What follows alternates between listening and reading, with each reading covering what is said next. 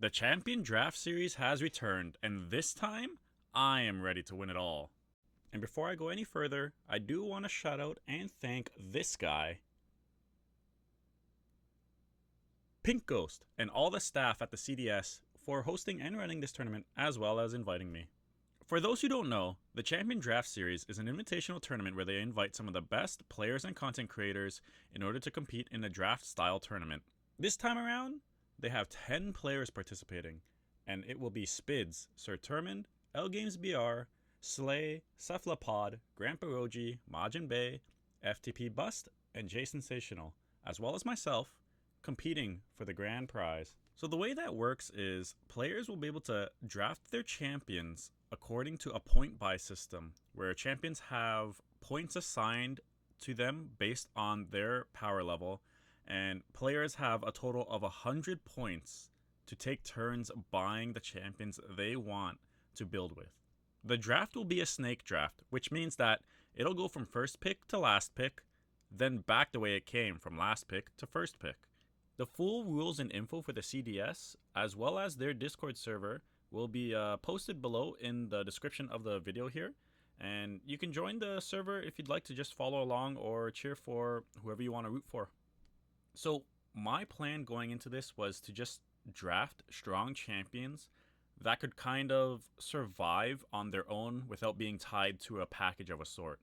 This means I wanted to avoid champions that really relied on a package or their own package to really shine, like Pike or Xi, Nautilus, Malphite, those kind of champions that are just kind of weak on their own. What I was looking for is champions that could stand alone on their own, or their package was a generalized package that could be found anywhere, like Lux or Victor, Elise, champions like that. Another thing I wanted to keep in mind was the regions I could play. So I wanted to have a good spread of regions with the champions I've chosen and not miss out on too many of them. But thanks to the point buy system, the way it's set up, that these stronger champs that I was looking for cost a lot more points to get. Whereas those weaker ones that really rely heavily on their package, like Pike for example, is at the lowest end of the point system. Which means I really needed to manage my points effectively in order to get the champions I wanted. So here's a quick look at the champions and their point values before we get into the draft. As you can see, it goes from 15 points to 6 points. And the pick order of the draft was, first we have Slay, then we have Spids, Sir Termund, myself, Majin Bay, Cephalopod, FTP Bust, L Games BR, J Sensational, and finally Grandparoji. And here you can see how the first round of picks went. So this is everyone's first pick, and as you can see, there are quite a few strong champions that were picked up. There's not too much to say right now with it only being the first pick. All the champions here, pretty strong. Our current team right now is Victor. I decided to go with Victor because he did cost 15, and he was one of the 3 champions that were in the 15 point tier. But I feel like it was good to pick up a strong P and Z champion first, so that way when I build my decks I could just slap him in and not have to worry about any other requirements. There was a consideration to go for Janna instead of Victor, but I just felt Victor was a bit higher and more flexible with his power level, even though Janna does seem pretty busted, especially in Eternal, but we'll have to see. So in the second round of picks, we went back from the way we came. So that means Grandparoji started it off first and ended with Slay. So as you can see, I ended up picking up Alawi just because I thought she was really strong as a Bilgewater champion on her own. And I didn't want to spend 15 points on Twisted Fate since I've already spent 15 on Victor. So with this second round of picks, you can see we still have generally strong champions and flexible ones that can fit pretty much with anyone else. Well, we've got Jax, who brings regional on his own. We've got Samira, who, even though she's nerfed, she can fit anywhere really. Akshan, Jace, Kindred, all really go anywhere. Viego and Yasuo are the ones that I think might not be too flexible, but they still aren't bad. The good thing about them is they weren't too expensive. which means that they'll have more points to buy more expensive champs as the draft goes on. We also have Leona and Diana being picked up. And the thing about Leona is she's a bit reliant on her Daybreak package, but her package is really good. Diana doesn't rely as much on it. She could just be a good vanilla 2-2-2 challenger, which is fine. So we'll see where they end up going with those. So with pick 3, we're back to original way we were going, starting with Slay. As you can see, I picked up Elise, which is just a good general Shadow Isles champion. She doesn't have to go in a Spiders deck. She doesn't have to go in an aggro deck. She can just kind of go in any Shadow Isles deck, which is something that I valued. So a couple of interesting picks that I've noticed is Grandpa Roji went for Pantheon, which synergizes really well with his previous 2 picks, Akshan and Varus. And Spids picked up Draven, which works really well with Leona and Draven. It could also open up Gwen Noxus for her. So she can go a couple of different routes with that. Another interesting one was Seth picking up Soraka. While right now it doesn't look like she'd synergize with anything that Seth has picked up already, it was very cheap to pick her up, and this would give Seth a lead in the points into the later rounds. And also, in the later rounds, if nobody wants Tom Kench, you could go for Tom Kench Soraka. You could build other, like Braum Soraka. There's a couple of different avenues you could go with this cheap pickup. So with pick 4, we're going back the way we came again. As you can see, I picked up Lux this time around because I thought, her package is just 6+ cost spells, which you can find anywhere. And I also had a Laui Lux in my mind that I thought I could build. It also means I wanted to try and pick up a Bandle champion later on, so I could do some sort of Bandle Lux, because Bandle has some really good 6+ cost spells like Minimorph or Eclectic or even even Treasure Trash. Other interesting picks would be Slay got Aatrox, which opens up a region on its own, the Darken Weapons. Roji picked up Talia, which could signify probably going for his Malphite. Could also mean that he could be going for Lysandra to open up Thralls. Jay Sensational picked up Katarina, which means he now has access to Yasuo Katarina, which is pretty big for him. Sir Turman picked up Twisted Fate, which was the last of the 15-point champions. Could be a bit scary there. So with pick 5, I picked up Renekton. I thought Renekton was a pretty cheap price for his actual power level. Again, doesn't rely too much on his package. Simply play him, hit things, levels up. I was also thinking Renekton Alawi could be a thing. I really wanted a Shreeman Champion too to open up that region. Because now region-wise, I have Shurima, I've got PNZ, I've got Demacia, I've got Shadow Isles, and I've got Bilgewater. Which is really one of the goals I wanted, was just to be more flexible with my region choices. Interesting picks here. We've got Majin picking up Rise, which opens up a region on its own. And he picked up Yi earlier. So he could do, Ionian Rise. He could also do PNZ Rise with Jace. He has a couple different options. We've got Roji picking up Fiora, which fits more into his board-based plan here. And we've got FTP Bust picking up Trundle, which is interesting because it opens up timelines. Because he does have a Freljord champion plus PNZ champion from before, which is Jinx. Spids and Sir Turman both picked up dual region champions with Kennen and Vigar. So that opens up Bandle and Ionia for Spids, and Shadow Isles and Bandle for Sir Turman. And another hot pick was Slay picking up Kayn after just picking up Aatrox. That's one of the benefits of being first or last, is that you get to have 2 picks back to back. So now Kayn and Aatrox are unlocked for Slay, as well as just if he wants to separate them, he can just do Kayn plus something else on it. So I picked up Annie here in pick 6. It allowed me to do a couple of things that I wanted to. 1, it unlocked Noxus for me to play as a region, and 2, it let me play PNZ Noxus with Victor Annie. I could even do Ravenbloom, or I could just do kind of PNZ Noxus control.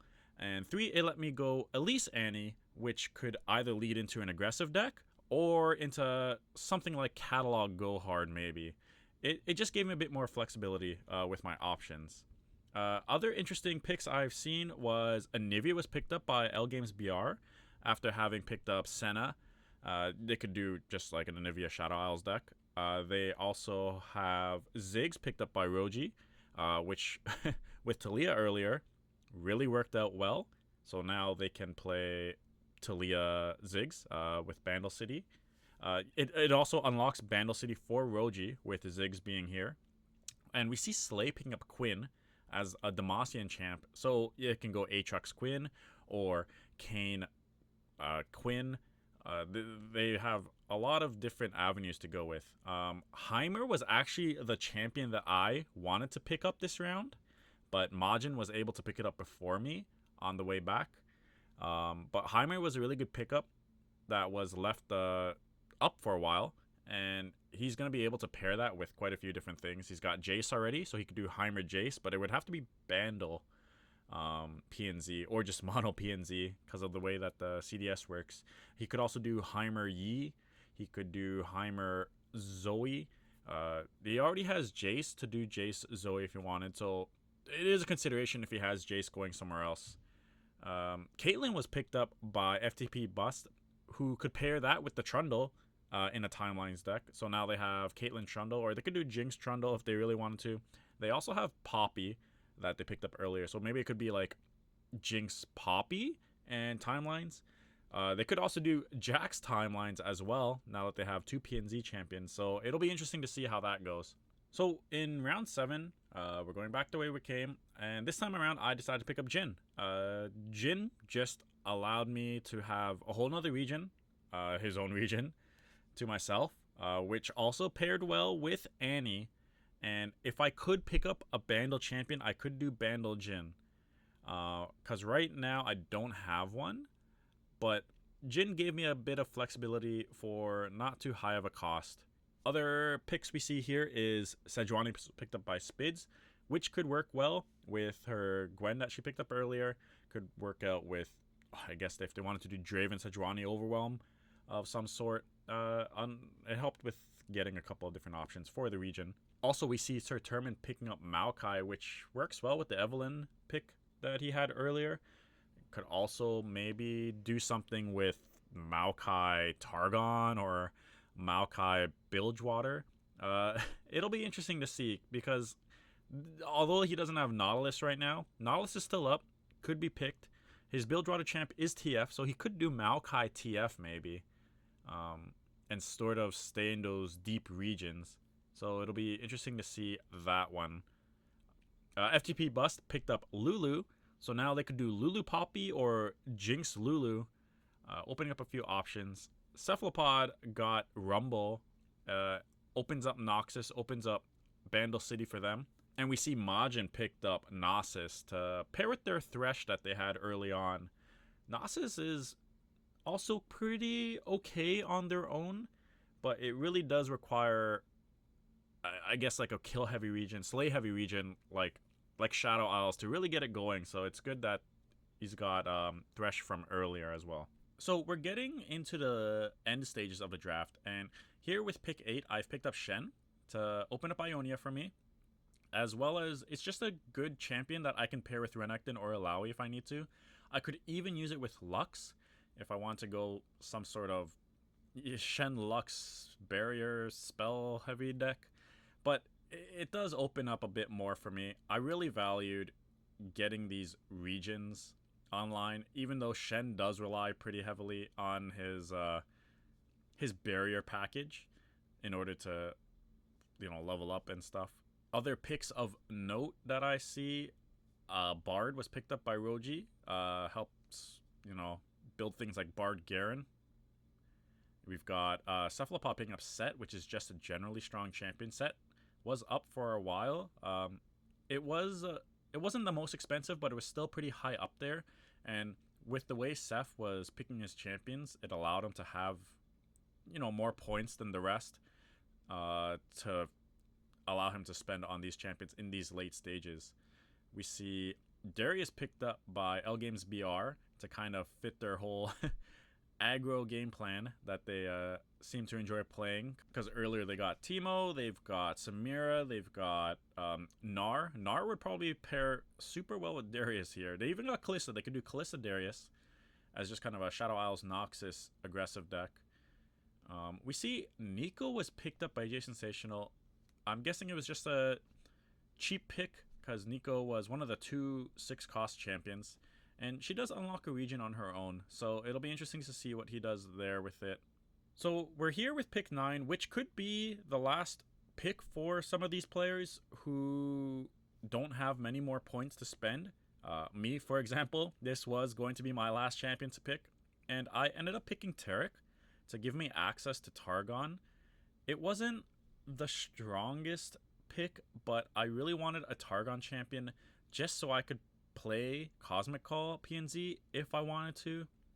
Also, I was hoping maybe I could trade for Poppy or something to pair with Taric later. So it'll be interesting to see. I guess I could also do Taric Shen. So a bit of options. Not the worst pick, not the most ideal pick, but it gave me access to Targon, which was nice. We also see Tryndamere picked up by L Games BR. Also, Overwhelm champion could be paired with Darius. Pretty interesting there. Malphite picked up by Roji. Who's really surprised? He has Talia already, so he could do Talia Malphite if you wanted, or to cook up something else new. We'll have to see. Slay picked up Aurelion Soul right after picking up Shyvana, which instantly gives them a deck of their own. Shyvana A Soul is a pretty good deck historically, so that's neat to see. And Hecarim was picked up by L Games BR, and with Trundle already, they could do like FTR with Hecarim Trundle or something. They could even maybe make some sort of aggressive Hecarim PNZ maybe, or Bandle City. I don't believe they have Ionia to pair with this for some sort of ephemeral deck. But that one, I'm interested to see where that goes. Finally, we have the last pick of the draft. It's pick 10. And as you can see, some players did not have enough points to buy a champion. I had 1 point left over. I believe FTP Bust also had 1 or 2 left over, so we couldn't buy any more champions. Sir Termin actually decided he had enough points to buy a champion. I believe he had 8 or 9, but he decided to hold on to them. And the reason he did that was, in the future, if you wanted to trade or trade up for a higher champion, he was able to offer points in return for it. Or if you wanted to grab a champion that wasn't picked at all, he could do that. So it's a pretty neat strategy that he went for there. So we'll see how that plays out.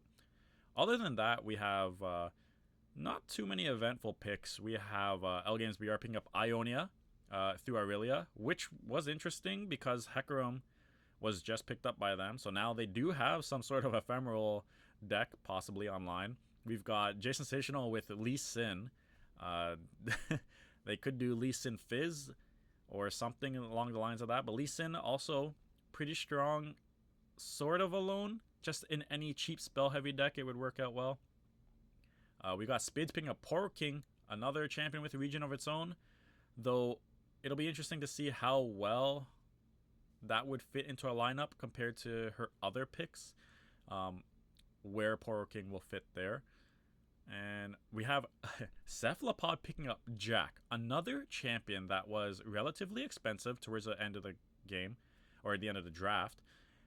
But he managed his draft well and his points, and he was able to pick up Set and Jack in the later rounds. So it was really neat to see how he orchestrated that. And Jack was a champion that was recently buffed, as well as some of their package, and it can just kind of fit anywhere, really. You don't even need to commit too hard into Jack or his package to get value out of Jack, because Jack on his own is just a strong champion. So we're going to have to see where this goes. And with that is going to be the conclusion of the draft section. And just to go over what I've picked so far and what I've drafted on my current team, you can see right here, I've got Victor, Alawi, Elise, Lux, Renekton, Annie, Jin, Shen, and Taric. So that means I have access to every region except Freljord and Bandle City, which isn't too bad actually. I did really want a Bandle City champion, but I didn't exactly have a good opportunity to pick them up. I did, but I also didn't. The times I wanted to pick them up, they were snatched away from me. Like for example, Yumi or Heimer I wanted, but Majin picked them on the way back from the draft. So hopefully maybe I can get a trade for a Bandle City champion down the line. We'll have to see. But otherwise, I'm feeling pretty happy about my draft. I have access to a lot of different decks that I can make. Like I've touched on, there's Renekton Alawi, there's Cosmic Call with Victor Targon, there is Jin Annie, there's Lux Alawi, there's a ton that I can do. So I'm pretty happy with how this went. And my first match is gonna be against Grandpa Roji. Uh, Actually, it's gonna be in about, I want to say, a few hours from when this video will be coming out. So if you want to watch, take a look at my stream. I should be streaming it at twitch.tv/shadox. Roji will also most likely be streaming as well, so you can check him out on his channel at twitch.tv/grandparoji. And it's the first match of the CDS, or I guess second. I believe we're the second match today. I can't remember who the first match today is, but that's gonna start at 7:30 p.m. EST. So if you want to see how that goes, take a look there. Don't forget to like and subscribe and all that good stuff, and follow the CDS. And hopefully you'll cheer for me, the Canadian Chimeslimes, and have a good day.